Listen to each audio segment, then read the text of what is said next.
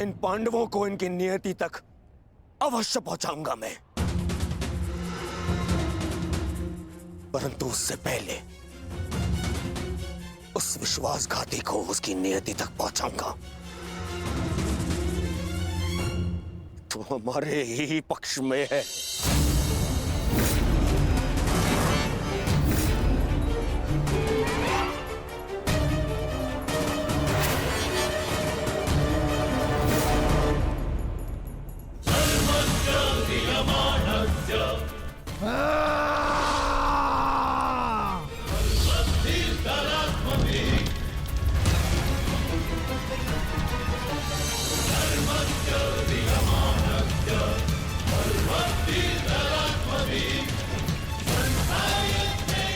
महामहिम,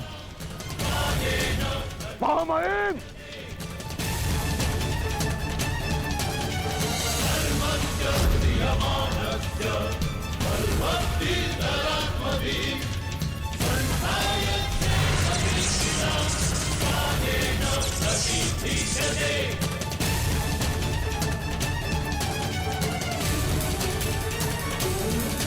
महामहिम, आप ठीक तो है? महामहिम के शिविर में अग्नि लगाने का दुस्साहस किसने किया? उत्तर दो। एक विश्वासघाती को यही दंड मिलना चाहिए, यही।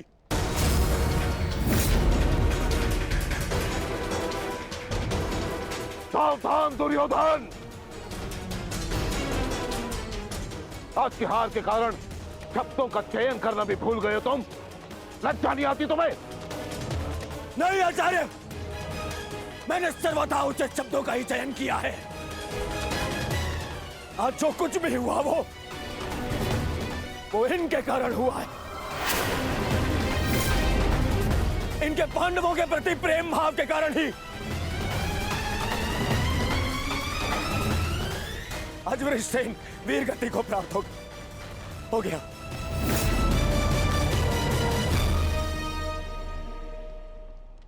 इसीलिए मैं हस्तिनापुर का युवराज दुर्योधन आज अभी और इसी क्षण से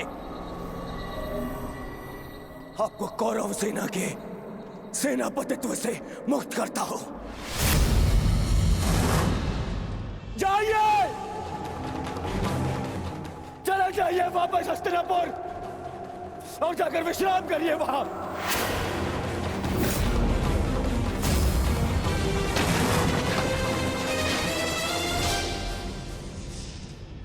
अपने शब्दों पर नियंत्रण रखो दुर्योधन, और अपनी सीमा मत लांघो।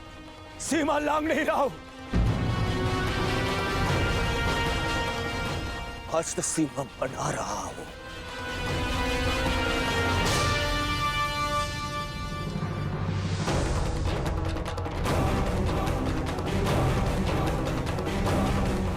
इस समय मैं ऐसे व्यक्ति के सामने खड़ा हूं जो हमसे अधिक हमारे शत्रुओं के पक्ष में है,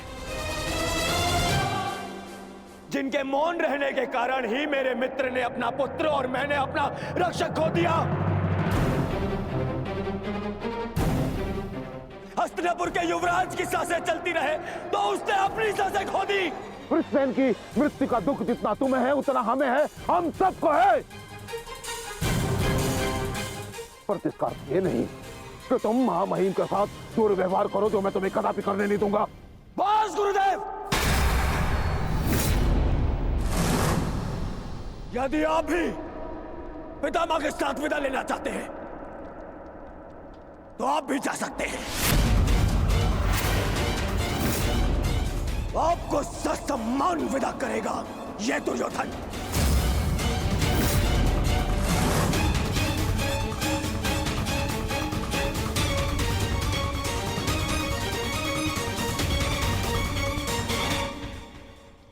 तैयार हो जाओ मित्र, कल से इस युद्ध में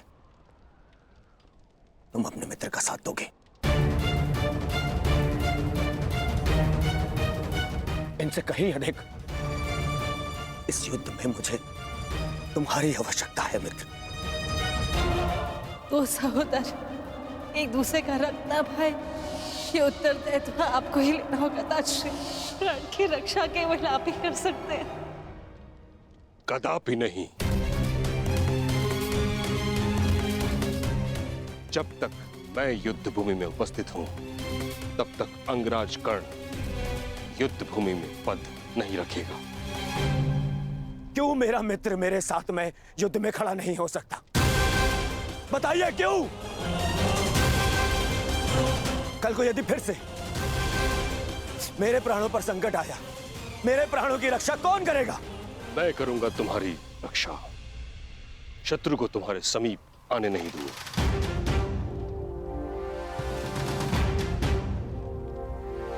कल सूर्य की पहली किरण के साथ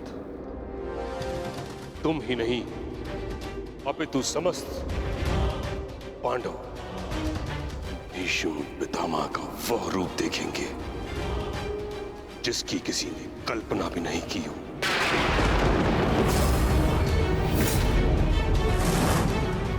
यह मेरा वचन है। अर्जुन हो या युधिष्ठिर, कृष्ण हो या भीम, गंगा पुत्र भीष्म के प्रताप के आगे झुकेंगे। यह मेरा वचन है।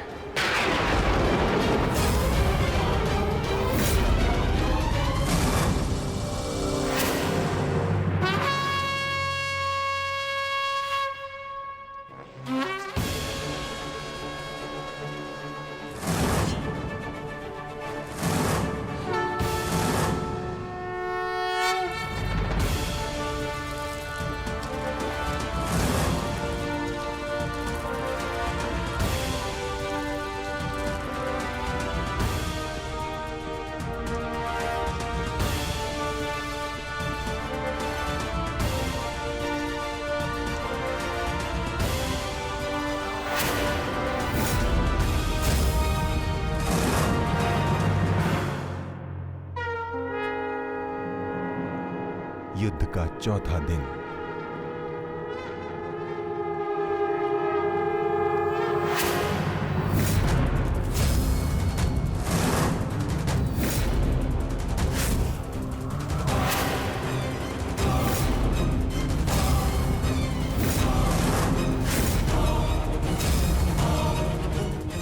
पितामह, देव की रचना कीजिए। मुझे अपने प्राण का विश्वास दिलाइए पितामह। बस दुर्योधन, अन्य कोई व्यू नहीं।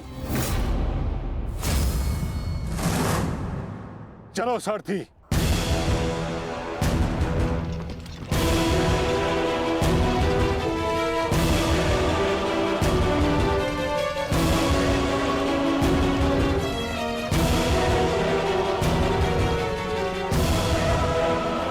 तो अच्छा संकेत है माता।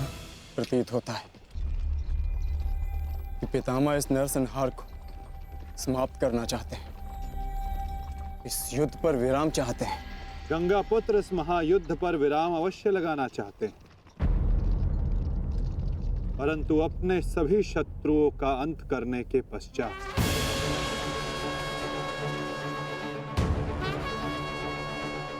आक्रमण करो पांडु पुत्रों, और यदि सामर्थ्य हो तो जीवित रहो।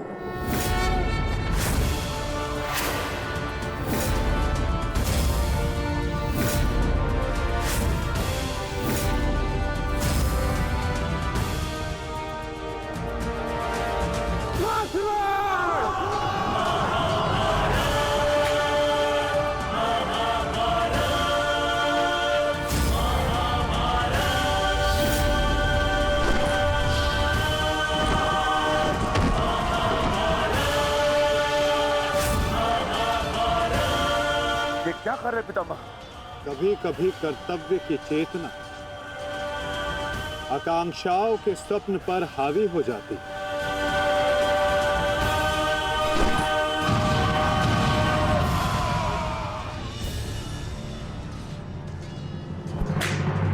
यह मेरी अंतिम चेतावनी है पांडुपुत्रों, और तुम्हारे पास ये अंतिम अवसर है। समर्पण करो, अन्यथा परिणाम के लिए प्रस्तुत रहो।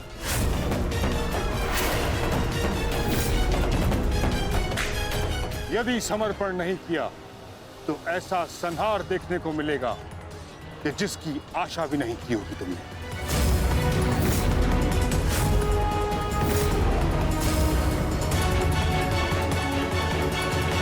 किस बात का समर्पण पितामह?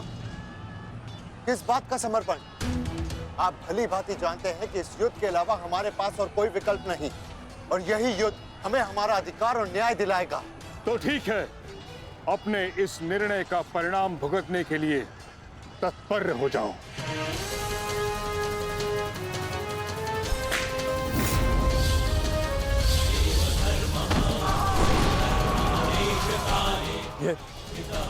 ये पितामह क्या कर रहे हैं? हमारे सैन्य बल का क्रूरता से अंत कर रहे हैं। अर्जुन, तुम्हें पितामह को रोकना होगा, क्योंकि हम सभी में केवल और केवल तुम ही इसमें सक्षम हो।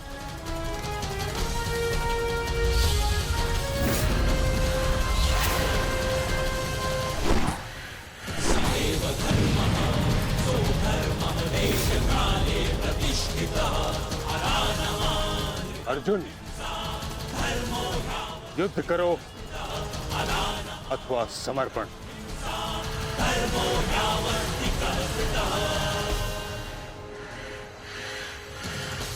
तुम्हारे मौन ने मुझे उत्तर दे दिया।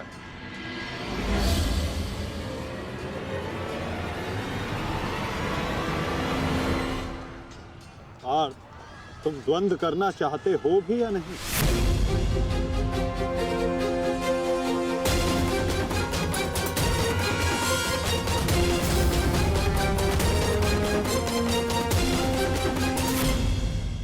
तुम्हारे मौन ने मुझे उत्तर दे दिया।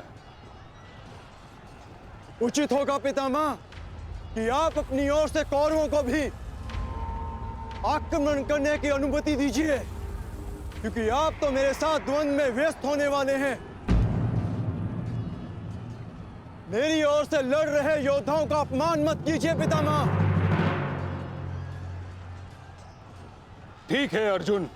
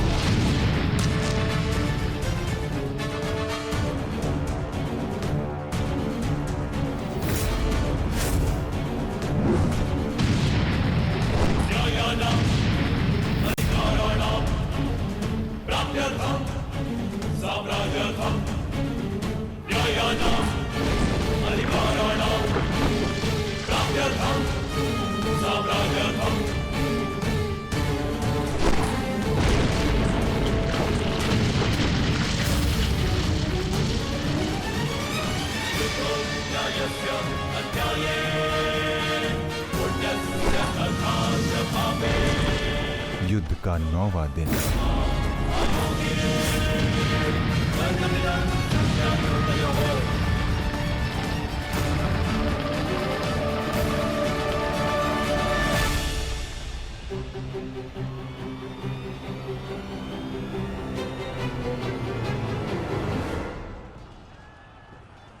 माधव, ये पितामह तो भ्राता युधिष्ठिर की ओर अपना रथ लेकर जा रहे हैं।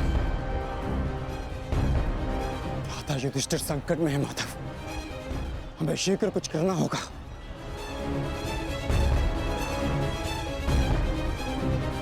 तुम भली भांति जानते हो युधिष्ठिर कि तुम मुझसे द्वंद्व करने में सक्षम नहीं हो। इस कारणवश अपने सैनिकों की आहुति देना बंद करो, समर्पण कर दो।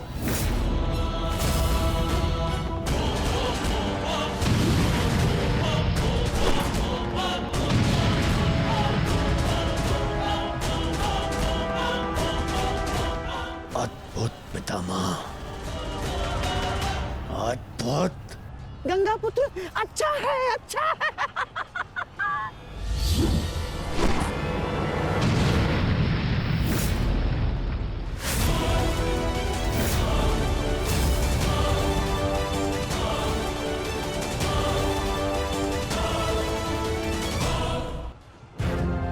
मेरे मार्ग से हट जाओ।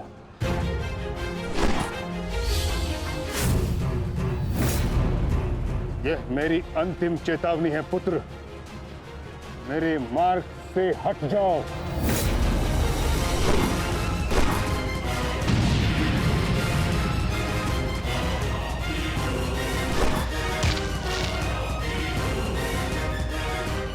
समर्पण करो।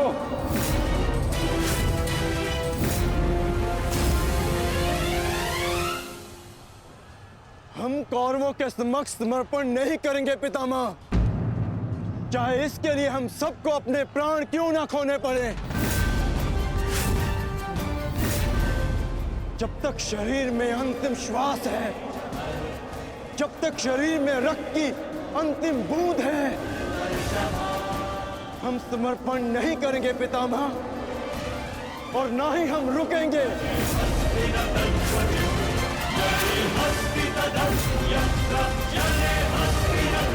ठीक है अर्जुन, यदि तुम्हारा निर्णय यही है तो मेरा उत्तर भी जान लो।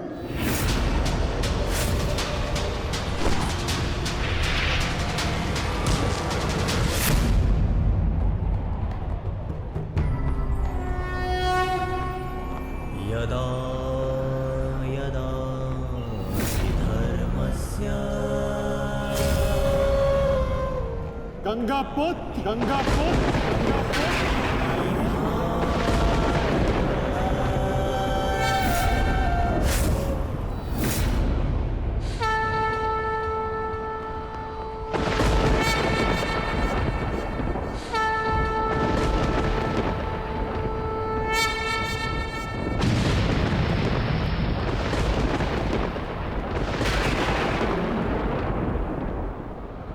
मेरे शस्त्र ना उठाने के दिए गए वचन को मेरी दुर्बलता मत समझना। स्मरण रखिए कि समय के साथ वचन के अर्थ का उत्थान ना होना धर्म नहीं, अधर्म होता है।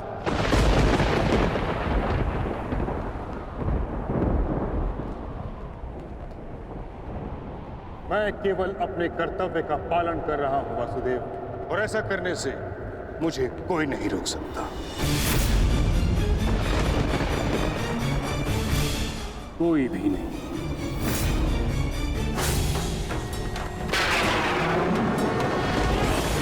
शांति का मैत्री का प्रयास भी विकास ना समझ सके नाश ही अबोध पे प्रहार से कर्ण रुद्र सब दानव का विनाश भी।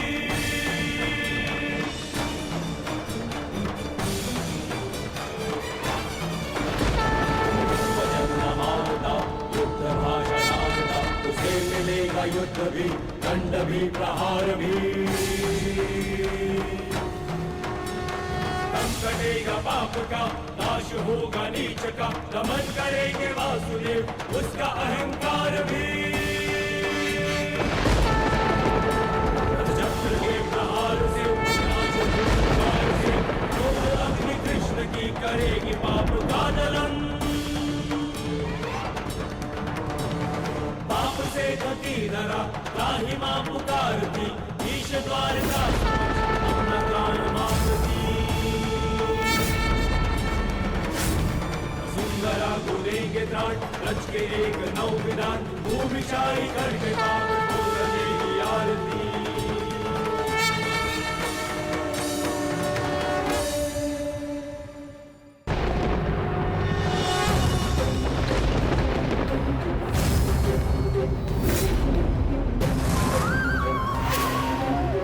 मुझे ऐसा करने पर विवश मत कीजिए गंगा पुत्र।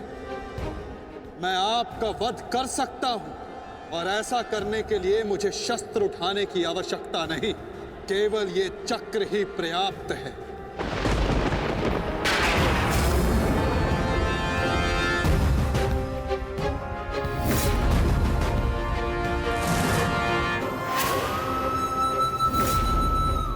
पुत्र देवव्रत, मैं इस समय ना मनुष्य वासुदेव हूं, ना ही मैं यदुवंशी कृष्ण हूं। मैं इस समय केवल गुरु श्रेष्ठ हूं। मैं ही सत्य हूं, मैं ही ज्ञान और मैं ही न्याय हूं गंगा पुत्र। इस महायुद्ध का आवाहन और इस युद्ध में आपकी उपस्थिति मेरे निर्णय से है गंगा पुत्र। आपका जीवन मेरे निर्णय, मेरी इच्छा से था और अब आपकी मृत्यु मेरे अधीन है।